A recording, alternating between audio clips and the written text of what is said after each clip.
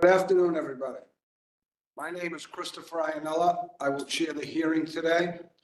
Good to see you again. To see you. At this point, I want to read a letter dated March 20th addressed to the councilors. Dear councilors, I'm pleased to nominate Vanessa Velez to the position of Associate Justice of the Boston Municipal Court.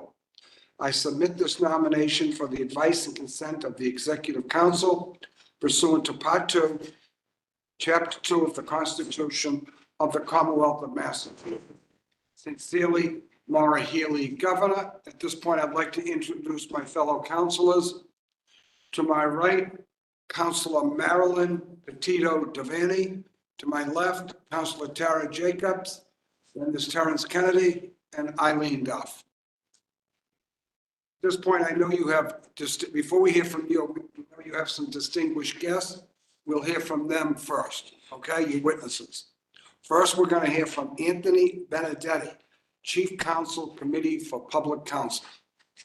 Good afternoon. Mr. Chairman, members of the council, how are you today? I want to thank you for the opportunity to appear before you on behalf of Vanessa Velez. I am the Chief Counsel at the Committee for Public Counsel Services, where I have been in charge for about 14 years, been with the agency for, at this point, too long to remember. I am really excited to be here on behalf of my colleague, Vanessa Velez. Admittedly, a bittersweet moment because of what she means to us at CPCS and the work that we do. I have known her in a number of capacities going back to when she first joined the agency back in 1999. But I've really gotten to know her in her role as attorney in charge and really in her current role as Deputy Chief Counsel of the Private Counsel Division. I could not be more convinced that Vanessa is an exceptional candidate and would be an outstanding addition to the Boston Municipal Court. I began my career as a line public defender for CPCS down in Plymouth County, spent quite a bit of time in the district courts working alongside CPCS staff attorneys and members of the private bar. In my capacity as agency general counsel, I spent countless hours listening to the concerns, the challenges, the experiences of those in the legal community. That has continued as CPCS chief counsel. All of these experiences have given me a unique insight into the various needs of the individuals who come before the court, and I believe to assess what qualities are necessary for a judge to be successful. I can say confidently that Vanessa Velez embodies what the Commonwealth wants and needs as a judge sitting in what really is the ultimate community court. First, Vanessa is not only liked, but deeply respected by her colleagues. Every day, she demonstrates professionalism and a profound understanding of substantive and procedural law. Her ability to listen attentively and thoughtfully, consider all perspectives before making decisions, makes her a fantastic leader and an excellent candidate for the bench. Her dedication to thoroughness and diligence ensures that she will approach each case with the utmost care and consideration. Second, Vanessa understands that ours is a system of human beings and their stories, and not just the clients we represent, but the private attorneys who she oversees and supports in her role as deputy chief. Her varied experience, her humility, and maybe most important, her temperament will set her apart in a profession that often faces frustrated attorneys and individuals seeking justice. She understands that for many, appearing in court is not a high point, but perhaps the worst day of their lives. Third, Vanessa epitomizes integrity. Throughout her career, she has consistently demonstrated an unwavering commitment to upholding the highest ethical standards. Her integrity is not just a matter of personal virtue, but a guiding principle that informs every decision she makes. She has the trust and respect of her colleagues, as well as the private attorneys who she has the responsibility for as the deputy chief. Finally, Vanessa is driven by a deep-seated passion for justice. Throughout her career, she has been a tireless advocate for the rights of the marginalized and the disenfranchised. Whether representing clients in court, leading an office as attorney in charge, or in her current role as deputy chief, Vanessa has always been guided by a profound sense of empathy and passion. As a judge in the Boston Municipal Court, Vanessa Velez will continue to champion the cause of justice, ensuring that all individuals who come before her are treated with dignity and respect. I have no doubt Vanessa will tirelessly work to ensure that in her courtroom, justice is not just blind, but compassionate and empathetic, whether a defendant or alleged victim. While this would be a significant loss for our agency, I am thrilled not just for Vanessa, but for the legal system as a whole. I have no doubt she would bring all of these virtues we have talked about today to the bench. Thank you, and I am happy to answer any questions you might have. Thank you very much. Councilor Kennedy. Thank you for your comments and keep up the good work at CPCS. You guys do a great job. Thank you. Thank you very much. Next, we'll hear from Attorney Vince Demore.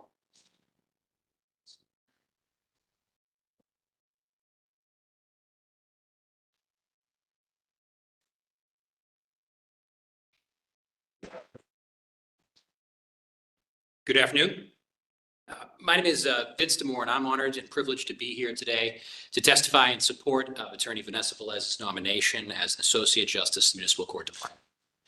I have known Vanessa Velez for about 16 years at this point, and I've had the pleasure of working alongside her in a number of different chapters of our respective careers. When we first met, Attorney Velez was a staff attorney in the CPCS Boston office and took appointments out of the Central Division of the BMC, where I was a line prosecutor with the Suffolk County DA's office. Later, when I was a manager in the DA's office, she was a counterpart in the Boston office at CPCS, where she trained, mentored, and developed an entire generation of young lawyers. And now, in private practice, I count myself as one of her colleagues in the defense bar. In each of those phases, I interacted with her in different capacities and in a different manner. But regardless of the nature of our relationship, her intellect, temperament, and compassion has always shone through. While I was a line prosecutor in the Central Division, I personally handled dozens of matters in which Attorney Velez represented the defendant. And it goes without saying, of course, that her cases were always well prepared, properly investigated. She always had a firm grasp of the evidence and the law in her cases. And for my admittedly limited window that I at that point had, her attorney-client relationships always appeared to me to be professional and effective. And of course, certainly she was very well liked by court staff and personnel. There's one case in particular, however, I'd like to talk about today, and I think it warrants the attention of this body and merits the consideration of this council. So in 2011, Attorney Velez represented a man who had a host of open cases. He had a history of aggressive behavior and violent outbursts targeting both court staff and attorneys. At one point, in fact, I had tried one of the cases against him prior to Attorney Velez's involvement, and he had to be physically restrained from attacking me. Can't say perhaps I entirely blame him, but notwithstanding, he had to be physically restrained. And when I learned of her appointment, I was concerned. He had a history of misogynistic and abusive conduct, and I worried, frankly, for Vanessa Velez's safety. But she approached him with the kindness and empathy and compassion that I've seen her exhibit in all of her cases. And one by one, with respect and decency, she brought all of his matters to a favorable resolution. And I can't really stress how remarkable that is.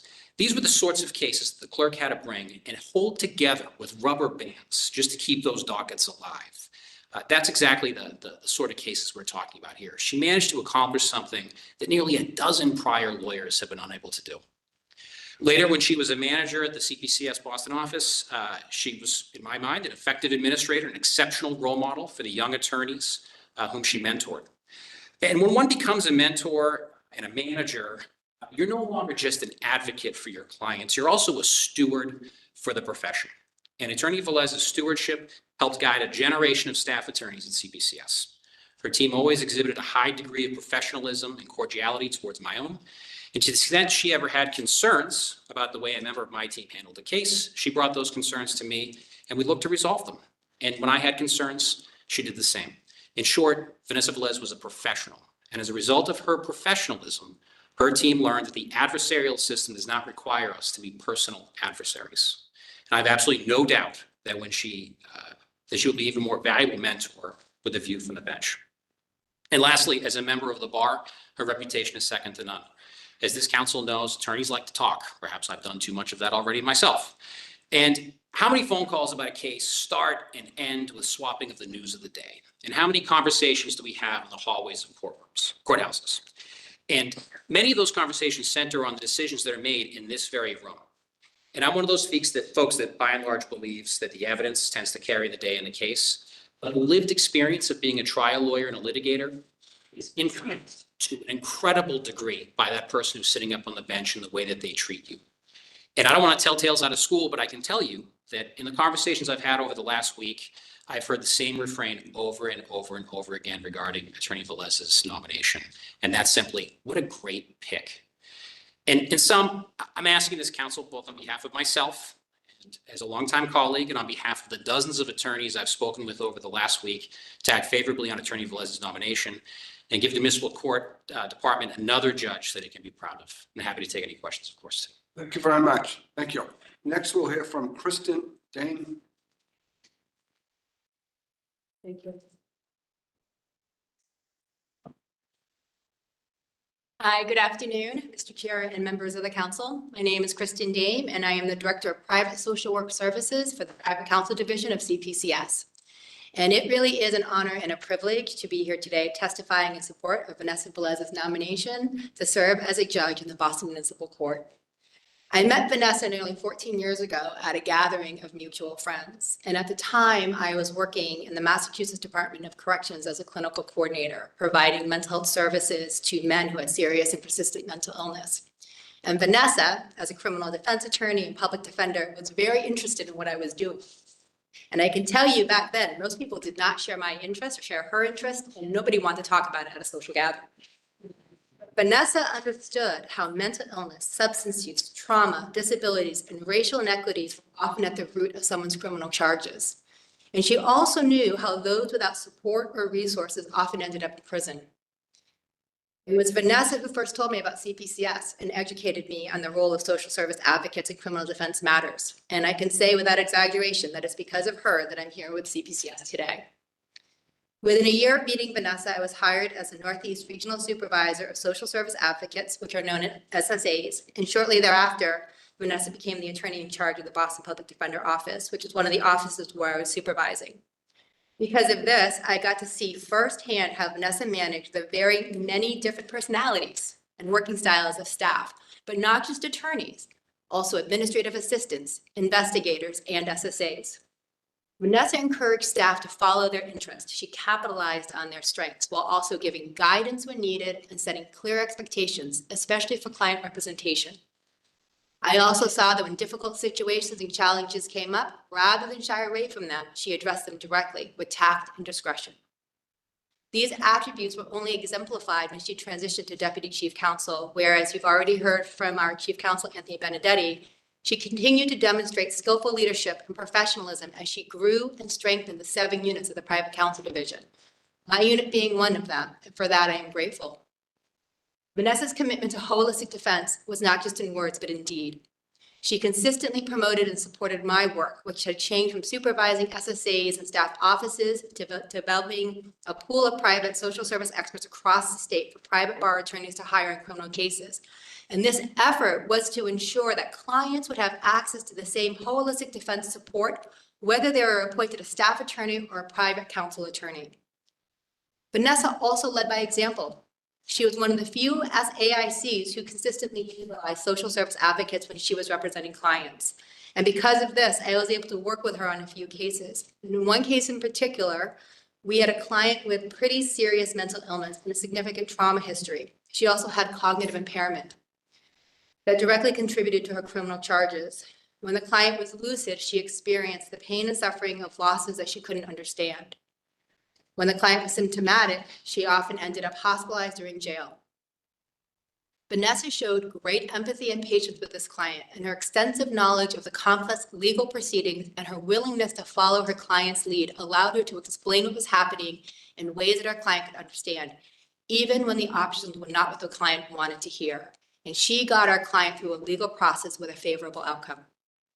While Vanessa zealously defends her client, she does not lose sight that violations of criminal statutes and criminal conduct harm people and communities. And she also knows that accountability does not mean excessive punishment or giving onerous, unobtainable conditions that are destined to fail. An opportunity to learn and change through a favorable legal outcome can send a powerful message and set someone on a path to achieve their personal life goals, to never have contact with the criminal legal system again. To know what kind of justice Vanessa will be, one can take a look at who she asked to testify today on her behalf: a defense attorney, a former prosecutor, a social service advocate. The makeup of what she would expect or hope to see at a client's criminal hearing. In closing, I just want to add on a personal note that Vanessa is truly one of the kindest, most humble, and wisest people that I know, and how much I value the friendship we have. The person that Vanessa is as a defense attorney, as an AIC, as a deputy chief counsel is not an act. It is who she is as a person. And she is who you would want presiding if it was your criminal proceeding. I urge you to vote in her favor, and I'm happy to answer any questions. Thank you very much. Now, Vanessa, the floor is yours. If you could give us a brief indication of why you think you'd be a good addition to the Boston Municipal Court Division. Thank you.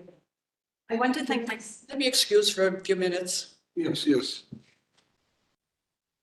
I want to thank my sister, Atty Velez, who traveled from Puerto Rico, and the rest of my family watching the confirmation hearing from Alabama, Florida, and Puerto Rico for their love and support. Thank you to my friends and colleagues here today. Several people have been instrumental during this process.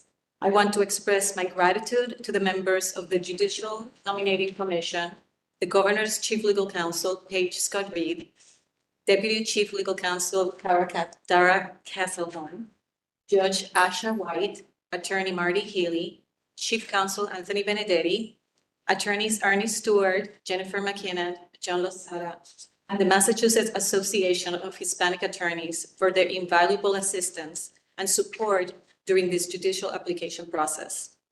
I extend my heartfelt thanks to each member of the Governor's Council for your dedicated time and thoughtful consideration. I understand this is a job interview and I appreciate the work you do. I want to thank Lieutenant Governor Kim Driscoll, but most importantly, I am very grateful to Governor Maura Healey for this honor and for entrusting me with this nomination as Associate Justice to the Boston Municipal Court. I was born and raised in Puerto Rico. Two of my siblings live in the United States, but the rest of my immediate family still reside on the island. My mother was an elementary school teacher. She's no longer with us, but I know she's here in spirit and proud of this moment in my career. At almost 88 years young, my dad, At almost 88 years young, my dad has no desire to retire fully and continues to work selling farm supplies to dairy farms on the island. I know he's watching from Puerto Rico this afternoon, and I want him to know how much I appreciate his sacrifices and the long work hours to provide my siblings and me with the education, love, and support that brings me here today. Estoy orgullosa de ser tu hija. I'm proud to be your daughter.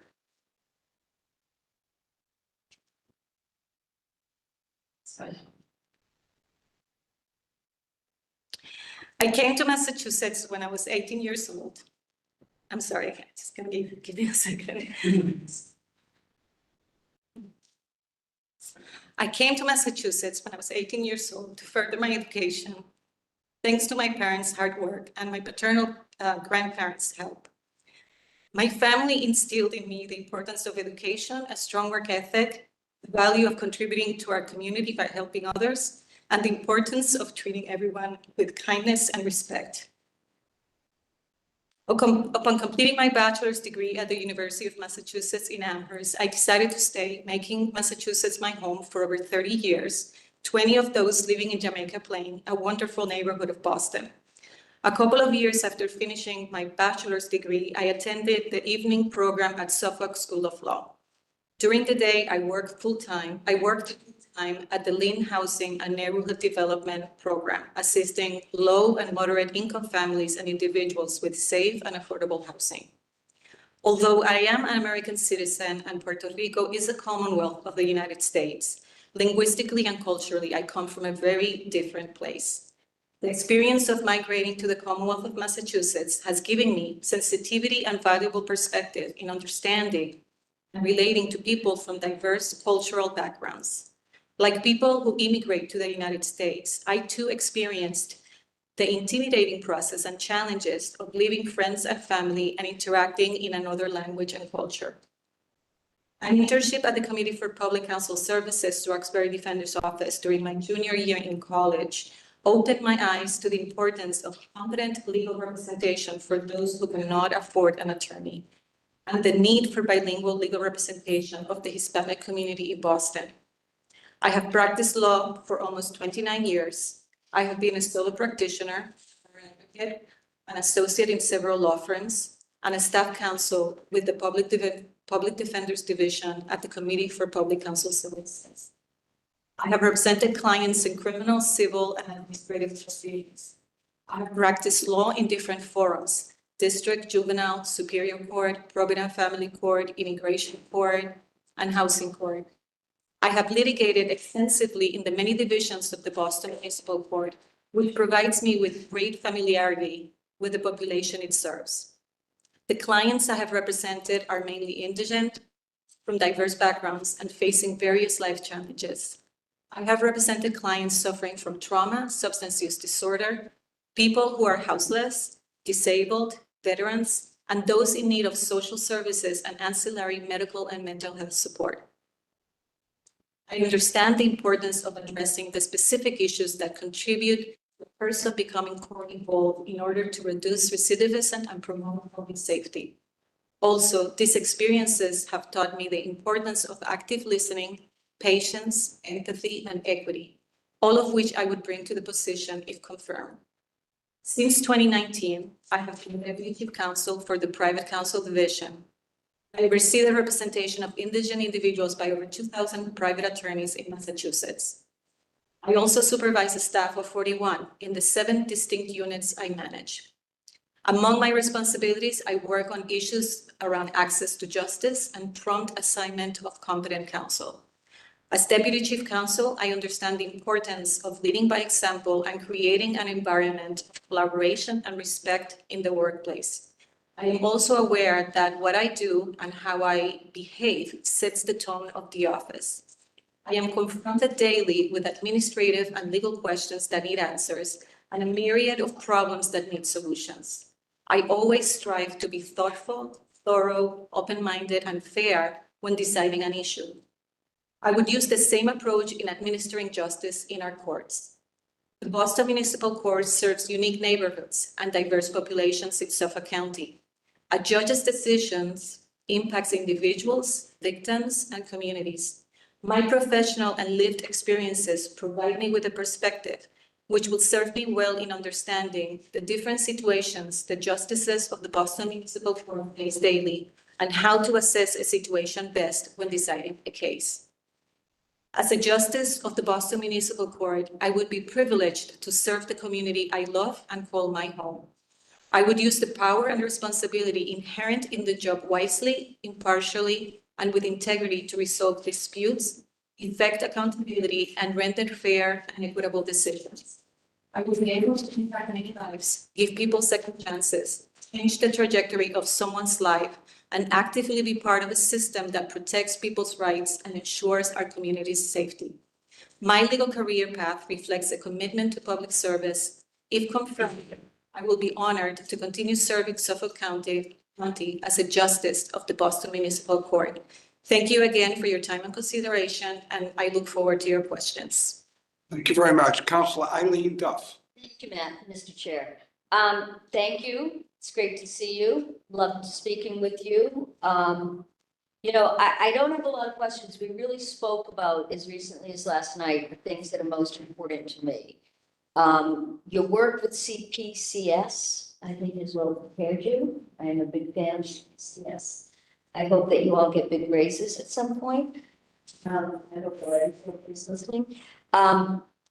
So I really don't have any questions to ask you right now, but thank you for replying. I think that you will bring a much needed voice to our bench. Thank you. Thank you. Councilor Terrence Kennedy. I've been a criminal defense lawyer for 40 years. And as a result of that, I've never done bar advocate work. I've been part of CPCS, but I certainly have many, many friends that interact with them all the time. I'm going to have to vote for you so they stop bothering me. I feel like I'm about to get a harassment protection order against someone. You have an incredible resume. It's exactly what I'm looking for, somebody who's been on this side, the side that I've been on, that really knows what it's like to stand in with a client, that understands that it doesn't just impact the client, but it impacts their family, impacts their ability to have housing, their ability to have a job. And I think you get that. And we spoke on the phone. We had a long conversation. You answered all my questions. Your counselor is a big fan. He was twisting my arm a little bit with you, well, actually a lot, but he's a big fan of yours, Councilor Iannella. And I'm going to look forward to voting for you next week. Thank you. Thank you very much. Councilor Tara Jacobs. Hi, it's good to see you in person. I may have missed it, but I'm just curious. This room is very packed right now into the hallway. And so I'm just curious who is all here today. I assume in support. Yeah, thoughts? Yes. So can we take just a moment just to I hear? was going to do that where I'm the chair. I'm going to do it at the end, but thank you. He's gonna do it at the end. All right. But it's a lot. You brought a lot. And I think it says something powerful about the support that you have and people's confidence in you. I don't have a lot of questions either. I think I'll introduce one area. You alluded briefly in your statement. But one of the areas that I care a lot about is access to justice. And you did mention your own concerns and work around that. In the hearing we held just prior, I had mentioned that I've been spending a lot of time lately listening to people who are in the DA's office and victim advocates and community workers who support and are court involved in doing various kinds of work and listening to their stories. And I heard so many things, but one in particular thing that kind of bubbled up for me, especially in the context of your statement, was the challenge around language, access to justice with language in multiple ways. One being accessibility of language for those who are self-representing or just otherwise participating, who sometimes lawyers or judges don't make the language, the expression of what's going on as accessible as they could. That's one. The other being the area of interpreters was really highlighted for me just what a struggle exists in terms of, I don't know if this is statewide, this was Western Mass that I was talking to and the experiences in Western Mass, but that there's a real lack of available interpreters and that there's a requirement, at least where we are in Western Mass, for people to be in the building before interpreters are called. I don't know if that is a statewide thing or not, but that's their experience. And so the delay, when we talk about access, there's other things too, right? Like transportation. So if you've struggled to get yourself to court at 8:30 in the morning, but maybe you have to wait until 3 for an interpreter to show up, like the impact on your life and things like that. And we talked about other ways in which access to justice language around things like people who have either traumatic brain injury or cognitive delay or whatever, where it's a different kind of a language accessibility barrier. So that was a lot. I just said a whole lot of things, but basically I just would like to give you the floor to speak to it because we talked a little bit about it personally, privately, but I'd like to give you the floor to address your thoughts around what is and possibly with you on the bench, what could be made better. What I can say is, like you mentioned, there's so many aspects to access to justice, even just starting with being able to enter a building if if you have a physical disability. I know that, the courts right now have a coordinator, Americans with Disabilities Act coordinator. I'm unsure if it's in each court, but my understanding is that, there is one. Language access is extremely important. And it's not just in the courtroom, but also, when individuals need to meet with a probation officer, even just to be able to get to the courtroom. A lot of times it's their first time in court, they're overwhelmed, they're stressed out, it's not their best day. They end up, that has happened at the Boston Municipal Court where they call the case, the person gets defaulted and the person was sitting in the courtroom next door. I mean, all these things happen. So I think it's extremely important to be able to have, language access, to be able to have different ways to communicate what the process is, which I know also the trial court in mass.gov has a lot of information for people to have in terms of when they come to court and what the process is. But I think most importantly, what you need is someone at the bench that is gonna give you the time so that you are heard fully, that the person is going to ask questions and really is gonna be able to understand what's going on before making that ruling. And that's something that I would bring to the position if nominated. I mean, if I appreciate that. I don't have a ton of questions. Thank you so much, and it really is a pleasure meeting you and getting to know you. Thank you very much. Councilor Marilyn Petito Devaney. Thank you again for all the time we spent together, and I learned a lot about you and your family, and I was very impressed. What I like about you is you have the age that I like to see someone come in. You have life experience to bring to the bench, and I like the idea that you'd have pro bono. Don't really have pro bono. They don't have time for it, really. So I do like that. Now, tell me, you've had, there was one here that, if you can explain it to us about the 3 children that were taken away from her. And can you tell us about that, how that evolved? Yes, that was a very challenging case because the client that I represented had been in foster care since she was 13 months old. So, that experience through the years shaped her. So she suffered from serious trauma, serious mental health issues. She had been, abused. And she didn't have the tools and the skills to be able to raise, her children. And unfortunately, they were taken away. So that was also like more trauma over trauma. And so she had, make some phone calls, make some threats. It was all related to the children. She was just so distraught.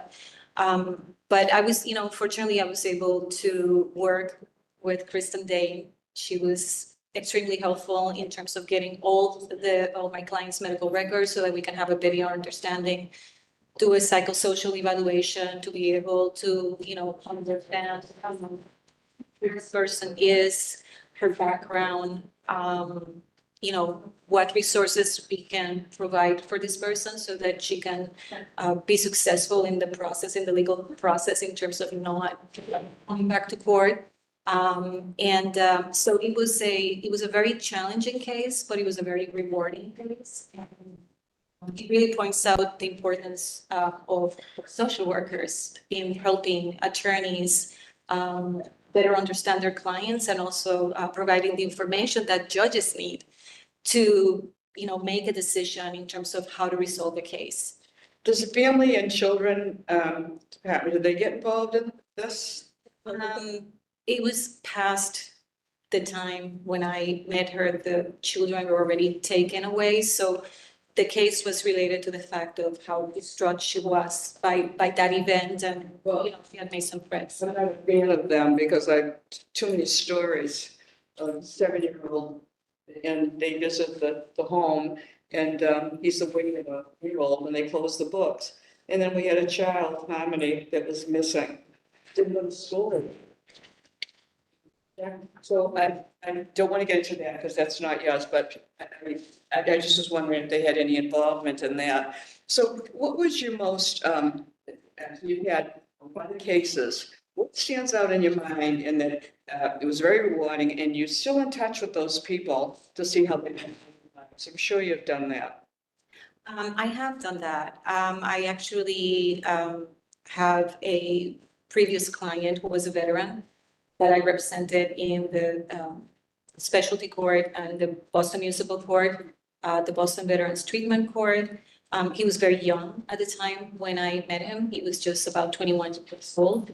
A lot of trauma, both related to being a veteran, but also related to things that he experienced in his neighborhood, in the home. And it took some time to be able to resolve the case. Unfortunately, there were some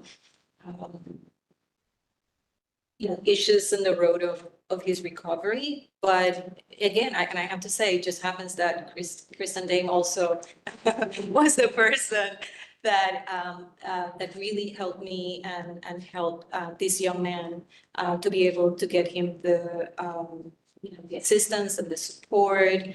At some point I needed to get an psychosocial report that I presented to the judge, and that was really helpful in terms of him being able to successfully graduate from the program.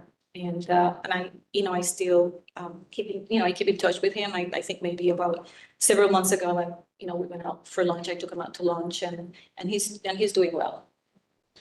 On your pro bono work, is there a case that comes to mind that you really felt that you made a difference in that person's life? I mean, I can't imagine they're poor, they don't have a lawyer, and they're facing something difficult in their lives, Yeah, I mean, I will have to say that, I mean, for me, any case where, whether pro bono, whether it's a case that's appointed by the court, it does make a tremendous difference in terms of the advocacy that you're able to provide. Just to, be able to change the person's trajectory. And I think the focus, obviously, that wouldn't be my role right now, if I'm confirmed, but I value the importance of being able to not just resolve the legal case, but be able to give the persons the tools necessary so that you reduce recidivism and also, at the same time, keep the community safe. Now, you have applied how many times? 3 times. 3 times. And that was in the Baker administration? Yes. Patrick, maybe. I'm thinking of the date. One of them must have been Patrick. Yes, yeah, a couple of times under Governor, previous Governor Baker. Yes. So how is it different this time when you went in this administration, when you went before the Judicial Nominating Committee? I mean, it's a different judicial nominating committee. So like for starters, it's a different group of people. They all bring valuable experience to the position that they're holding in being part of the JNC. They really obviously care about their work. They care about, issues around access to justice, about diversity. What I can say is that throughout this whole process, because at times I didn't really get far at all, I was just giving an interview. But what I can say is that I really have felt very heard and valued in terms of my work and my application. It's been a very good experience. So I think that the governor has done a good job with both the JNC and everyone else that she has hired for this process, which is very daunting. Well, thank you for reapplying. And I encourage anyone in the Baker administration that has been rejected to apply again, because this is an open process and the governor is appointing people who are qualified, not relatives and friends and political people. So I'm really pleased about that. And I've seen it in the past. I've seen 3 and 4 times someone, applied and I won't embarrass her to say her name is fantastic and she's still serving. And it is too bad the way that happens. So, so tell me, how do you look at your cases? What, you've been civil and criminal. What do you see in the BMC? What, we'll have more criminal or civil cases? In terms of my prior experience, I would say the thrust of my work has been in criminal defense. And I've done, civil work in the context of probate and family court. I did a good amount in the Boston Municipal Court. Mm. So, we talked about so much when I met with you to be repetitious and talk about it again. But you have done a mentorship program. Tell us about that. I think that's wonderful. Thank you. Yes, when I was attorney in charge, at the Committee for Public Counsel Services, I was approached by someone at the Chelsea High School. They have a program there. It's a work and educational program for students. And they wanted me to give an opportunity for the students to be able to have like an internship at CPCS. So I was able to create it and have students come through the office and expose them to, what it is to be an attorney, to the courts, to criminal defense, etc. That program really meant a lot to me. It was very rewarding. And that was even a Boston Lawyers group that you mentored too, right? Yes. I enjoy mentorship. Yes. Well, I really don't have any more questions. I really enjoyed meeting you and the time that you afforded me. And I learned all about your family and everything. And I think it's valuable now. And I'm happy to see someone coming in. You speak Spanish. And it's so needed now in our society more than ever. So, you've got everything I look for that I would want in a judge. And I'm so pleased that you reapplied. And thank you. And thank you for coming out. Thank you, Counselor. Thank you very much. Is there anyone here in opposition to the appointment? There being no one in opposition, that will close that portion of the hearing. I don't have any questions. We had a lengthy conversation in person. You answered all my questions. I just think with your resume, the fact that you come across with, you have great character. I like your demeanor. And you seem to be a person of integrity. And when your name comes before the council, I'll be more than happy to support you. Thank you, everyone, for coming today and your patience, because it's late in the afternoon. But again, thank you so much, and we'll take up your nomination probably next week or the week after. Thank you very much.